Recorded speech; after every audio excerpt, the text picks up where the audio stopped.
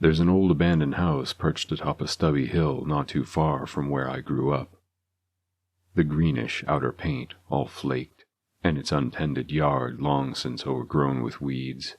It looms above the rest and looks down upon the surrounding modern homes littered all around on all sides. A relic of a time gone past. Many in the local community have always considered it an eyesore, a problem to be dealt with in order to pave the way for something new, something worthwhile.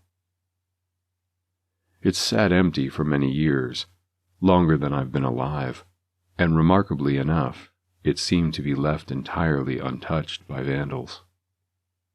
I always marveled at it as a child as we drove past. So different. Decayed, yet oddly beautiful among the meticulously upkept suburban residences which contrasted it in every direction. The house seemed to experience the world all on its own. As innovation brushed away the others of its kind, it alone remained, stoically defiant, refusing to give way. At least, that's what I always thought as a young boy. It wasn't until much later that my dad would tell me a story about a dead family line and the bank's efforts to claim the property to no success. And so it sat dormant, waiting. For what? Who's to say?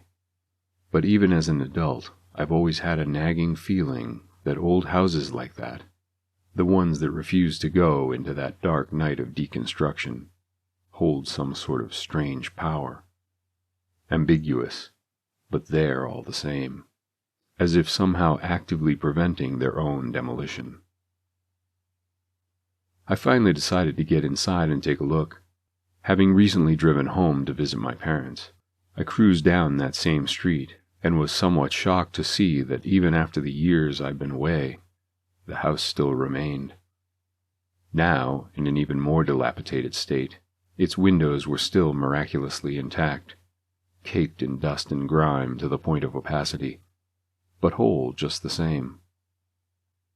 The entire property seemed to lean almost, having sloped in on its own rot. That same childlike curiosity overtook me as the thought crossed my mind. Nobody's been inside for centuries. Obviously that wasn't true, but that's how it felt. There's always been an ancient presence to it, something that doesn't quite want to let go. I lay awake in my old room that night after having dinner with my parents and going to bed. All those forgotten feelings of naive adventure came rushing back, and it didn't take much internal convincing to drag myself out there, quietly in the night, to that abandoned house. I snuck around behind it, wary of being caught trespassing by neighboring residents, and found that the back door had been completely removed. It was gone, not anywhere to be seen in the long grass and weeds, or on the slimy wooden rear patio amongst the stray boards haphazardly cast around my feet. Who would steal an old door? The thought made me want to run, but I clicked on the flashlight and stepped inside anyway, covering my face in a bandana in the likely case of mold. I entered into the kitchen, completely barren beside some age-old brown bowls, crusted with God knows what decayed food, if it was even food at all, resting atop the counter in a scattered formation. All the furniture was gone besides a smashed antique TV set in the living room. I pulled open the door, the sound of which will haunt my nightmares, and stepped into the foyer. The front entrance was blocked by stacks of yellowed newspapers and magazines, taking up half of the already cramped area.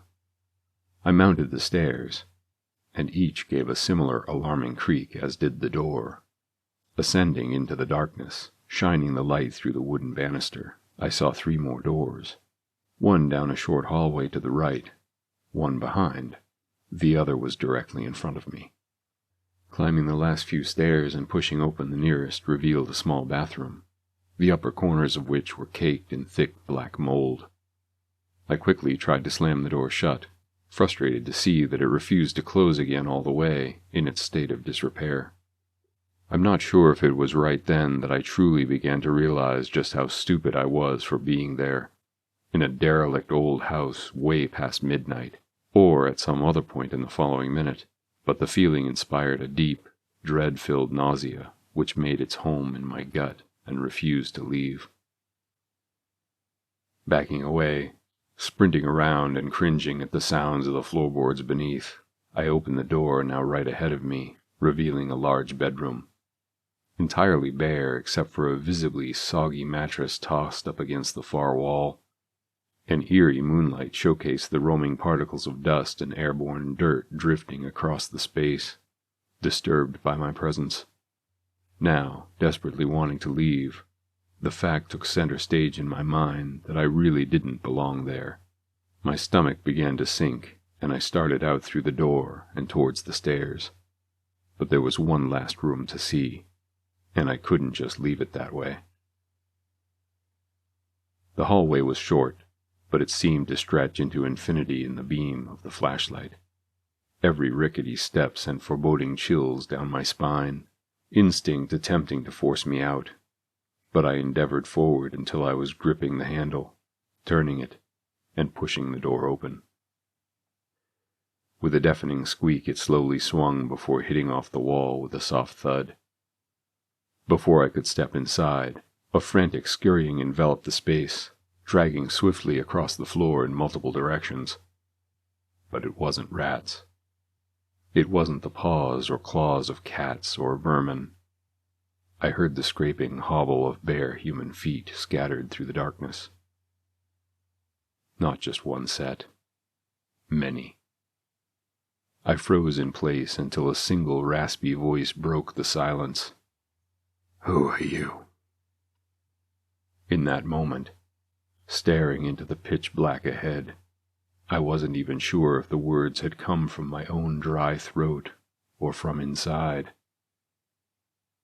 After the longest time, I heard steps begin to slowly advance towards the doorway. I found my feet and stumbled backwards, breaking into a run and fleeing out the way I came in. Thankfully, I didn't hear anyone give chase behind me. Climbing back through my still open bedroom window, I collapsed onto the bed, exhausted. After a while I must have fallen asleep, because I awoke sometime just after dawn, still fully clothed. New sunlight cast its warm glow over the top of me, and I felt immediately relieved in the safety of a new day, thinking the whole thing very well could have just been some wild dream.